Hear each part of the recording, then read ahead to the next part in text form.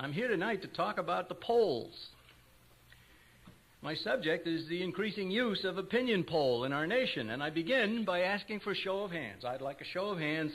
How many in this audience would like to have a bumper strip with a simple message saying, "Nobody polled me"? Right? Look at that, huh? Look at that. Okay, thank you. See, now I can now report to the rest of the nation that I've taken a poll of hundreds of Americans, and I can report that in excess of 95% of the people that I've polled, and therefore 95% of the American people don't like opinion polls, plus or minus 4%. Now, you know that's not a reasonable conclusion. I haven't given a fair assessment of the response you gave. I didn't poll a representative cross-section of the public. I didn't frame the question objectively. And I had a conclusion seeking justification, no matter how ridiculous, to support my conclusion. So now you have a hint of how the public's attitude can be manipulated to produce results that may or may not be merited by the responses that are given. Even if a polling organization does a decent job of seeking to learn public opinion, the results they produce could then be falsely reported to the American people. Let me give you an example of a particular poll that was cited in a newspaper, in many newspapers, in fact, to favor the view of its editors, its publishers, and its owners, and so on. It was only a few months ago a USA Today CNN Gallup poll reported that 81% of the American people believe that Clinton's presidency is a success. Now, you had to dig deeply to learn that this same poll showed that only 24% believed that the president is honest and trustworthy, and only 20% believed he provides good moral leadership. Now, how's that for a mixed result?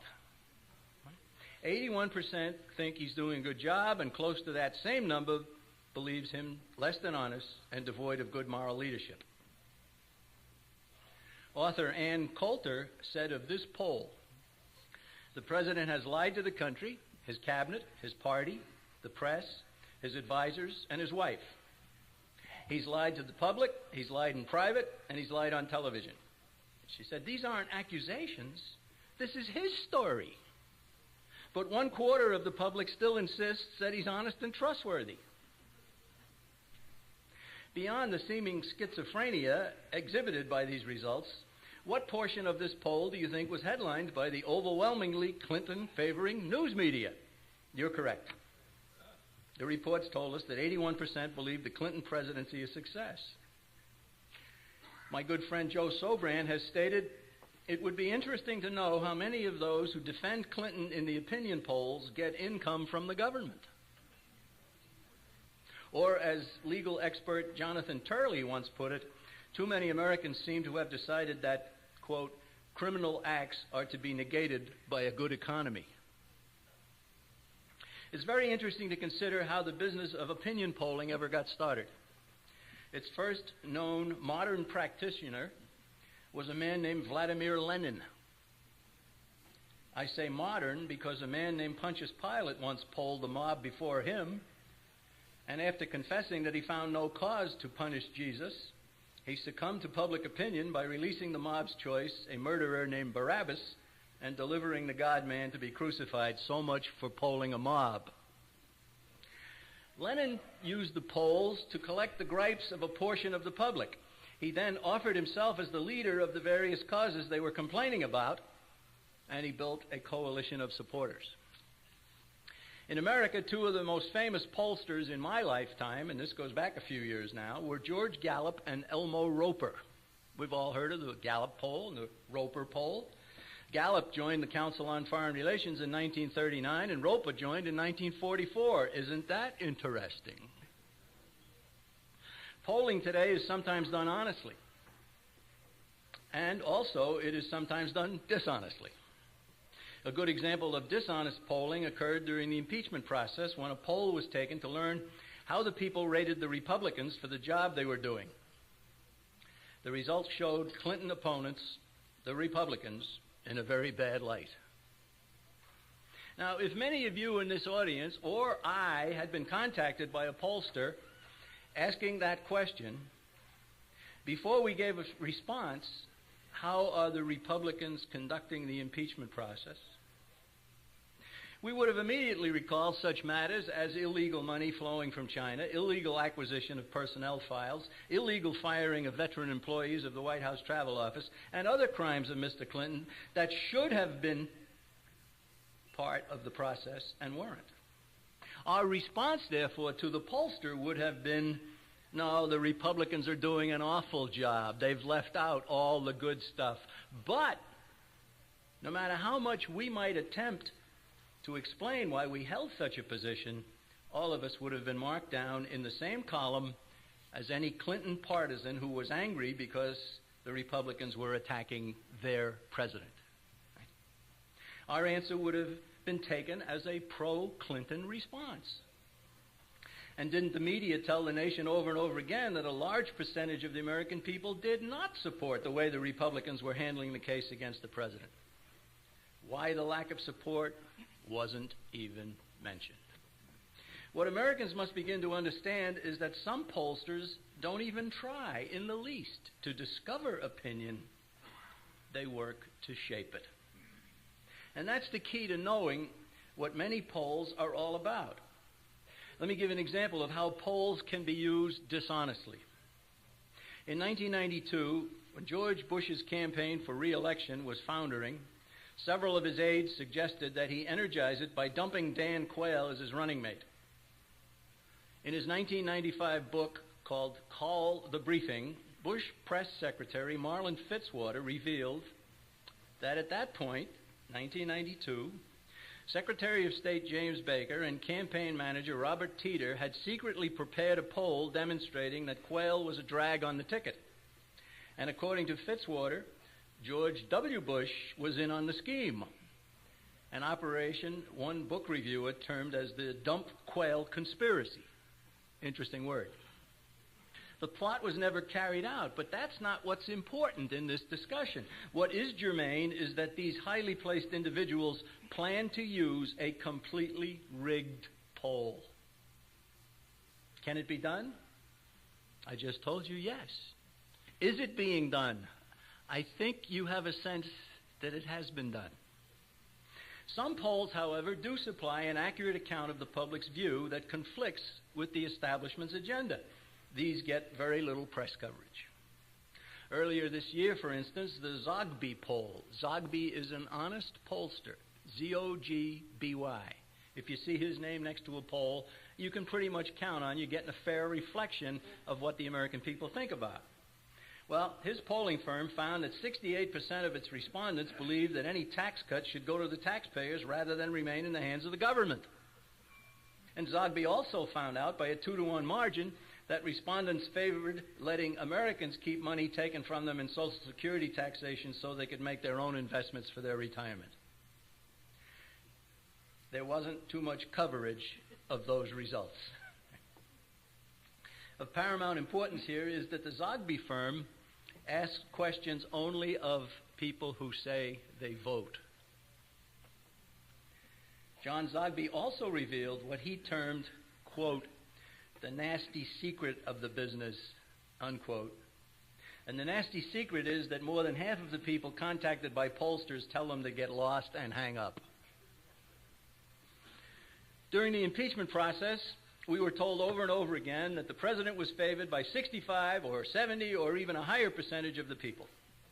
Polling has become a substitute for thinking, for morality, for debate, for statesmanship, and for the constitutional process. A man named Richard Worthlin was Ronald Reagan's pollster. He now heads a firm in the Washington, D.C. area that does polling and conducts market surveys.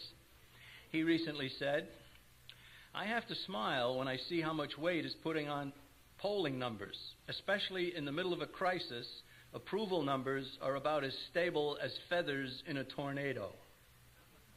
That makes good sense.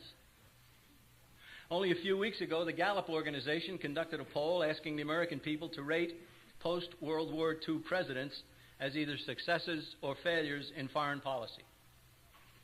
Post-World War II presidents, 10 of them. Bill Clinton came out as the most successful. You might have seen that in your papers. ahead of Truman, Eisenhower, Kennedy, Johnson, Nixon, Ford, Carter, Reagan, and Bush. Clinton's friends in the media, meaning most of the media executives, columnists, and editorialists, gave it wide coverage. Clinton, a success in foreign policy. Let's summarize his record for just a moment. The foray into Somalia became a humiliation for our nation and a funeral for several American soldiers. Haiti remains a complete mess. There's no peace in Israel between Arabs and Jews, and there's just as much peace, none, in Northern Ireland between Catholics and Protestants. In Iraq, Saddam Hussein is still a threatening force. UN inspectors in Iraq, on whom our foreign policy geniuses place so much importance, have been exposed as inept or worse by one of their own. And stepped-up contacts with Communist China have made it easier for Chinese bribery, Chinese espionage, Chinese continuation of human rights abuses, and the rising tide of Chinese exports that have created an enormous trade deficit with China. Americans who purchase Chinese goods, and it gets harder and harder not to do so, are financing the Chinese military buildup, courtesy of our nation's foreign policy, which has only become more harmful since the Clinton administration took over.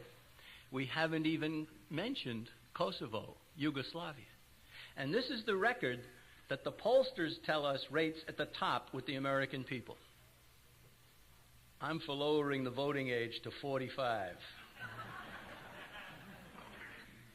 There happens to be a very important postscript to this particular poll.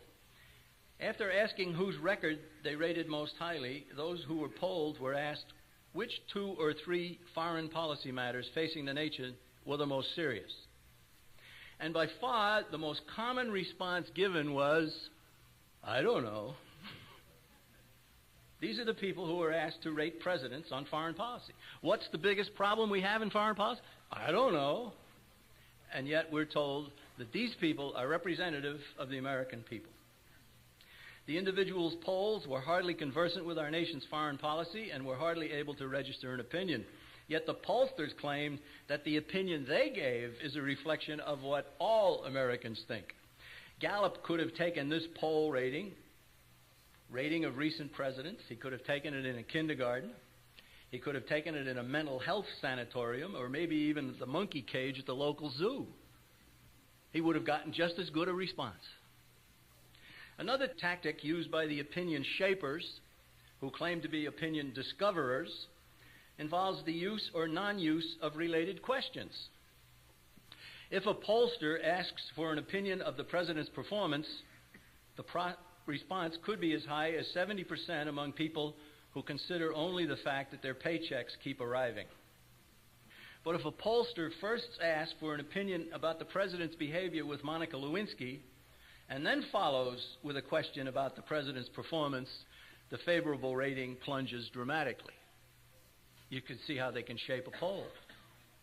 Last January, the Zogby Company made the point that the strongest support for impeachment and removal of the president came from voters who were over 65, from people who had some college education, from those who lived in the South and the Great Lakes region, where those who were non-union members, and those who earned more than $75,000 a year.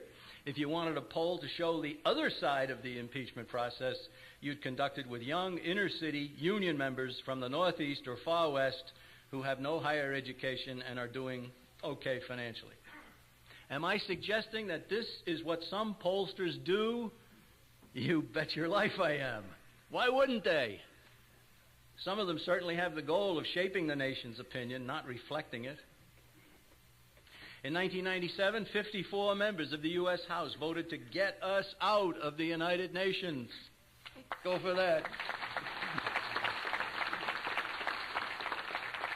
An official of the pro-UN United Nations Association of the USA claimed that he wasn't disturbed in the least by the fact that the vote was taken or that the number of those who supported the measure. I called this man and I asked him why he wasn't upset. He told me that 54 out of 435 congressmen represented only 13% of the total, and this was the same small percentage of the American people who favored withdrawal in a poll his organization had recently taken. In other words, there was nothing to worry about from his point of view. And so I went and obtained a copy of the poll. It turned out that the key question asked was whether the person being polled would be more likely or less likely to vote for the re-election of a congressman who favored U.S. withdrawal. They didn't ask whether you wanted us out of the UN or not. Would you favor or not favor a congressman who felt that way? Now, faced with a question like that, all sorts of other pluses and minuses could have shaped the response about your congressman. Was the congressman pro-life or pro-choice? Was he pro or anti-gun ownership? Was he for or against tax cuts? Maybe his stance regarding the UN would matter to the person being polled, but maybe it didn't matter to the person being polled, and he was just simply registering his opinion of his congressman. Now, who shapes the questions that the polling company goes and asks? The one who pays for it. If you want to conduct a poll, you go to a polling company, you write out the questions for them, and then they'll go out and they'll do the poll. So the pro-UN organization wrote the questions. The result of this poll of 1,000 persons showed that, yes, only 13% would definitely favor the re-election of a congressman who wanted the U.S. out of the UN. But 41% said such a position would make them less likely to vote. So 41 and 13 is only 54. What about the other 46%? Well, 39% of them said that their congressman's position regarding the UN wouldn't have any effect whatsoever on their vote, and 7% said they had no opinion. The UN-USA group had tried to convey to me and others that all but 13%, 87% of the American people favored continued membership of the United States in the United Nations, but that's not what the poll showed. Not at all. In fact, the results showed that close to half could easily agree with us and with the 13% that liked the idea of the U.S. getting out of the UN. I later learned that these pro-UN activists visited the offices of each of the 54 who voted to get us out to tell them that they had made a terrible mistake and that their vote wasn't something that was a responsible vote, and that they had better take a close look at this important pro-UN literature we're leaving with you, Mr. Congressman, and so forth. The fact is, these pro-UN characters are terrified about our increasingly effective Get Us Out campaign. Good, right?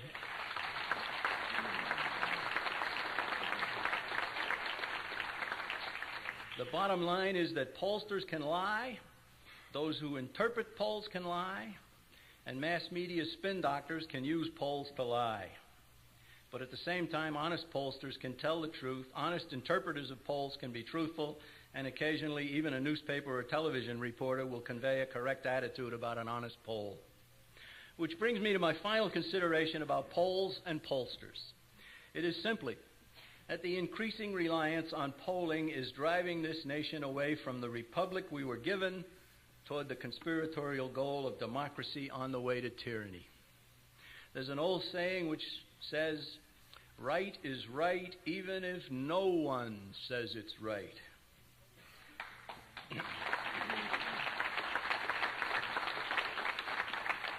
And that, of course, is John Birch Society thinking. But the American people are being stampeded into holding attitudes that are harmful, wrong, and morally reprehensible. They are also being buffaloed into thinking that they're all alone in holding views that practically no one else holds. The spreading attitude infecting our nation is that the majority can't be wrong, which is something about which the majority is definitely wrong. Majorities have hardly ever been correct. If we continue to allow ourselves to be polled about virtually everything, we might as well abolish the Constitution. We might as well abolish Congress. We might as well just survey the people every time an issue comes up. And isn't this precisely what H. Ross Perot called for? He's very big on computers, and he's already on record advocating that everyone in the nation should vote by computer on every issue. That's pure democracy, and it would spell the end of this nation. I think I've heard more than enough from Ross Perot.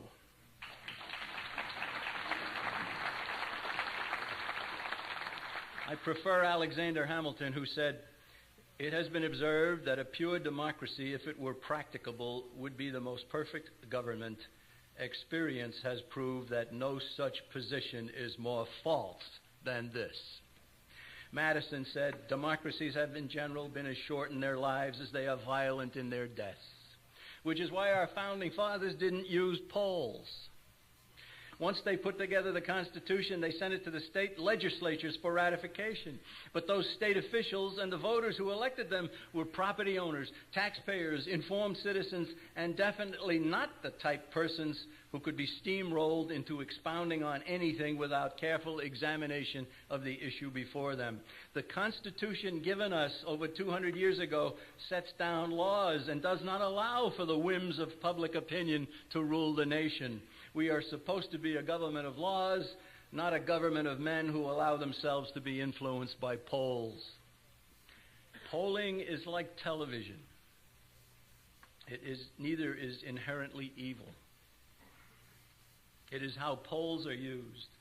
It is how television is used that can make either a source of evil. When polls are used to shape opinion rather than reflect it, they become powerful weapons in the hands of evildoers. And yes, there are evildoers amongst us, tied together in a conspiracy designed to destroy our nation and make us their slaves.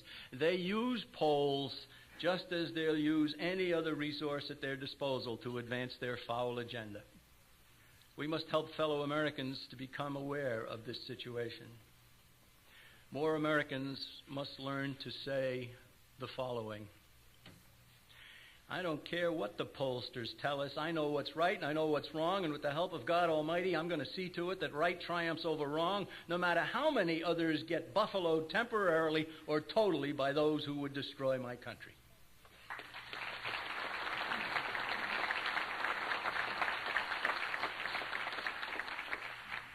That's a little bit like saying that the emperor has no clothes, exactly when he indeed was stark naked. Someday in the not-too-distant future, someone will commission a poll, and he'll discover that the American people are profoundly grateful that there really was a John Birch Society that took the lead in exposing a foul conspiracy and led the nation back to less government, more responsibility, and with God's help, a better world. Let's keep working, even working harder than ever, to make that day come very soon. Thank you.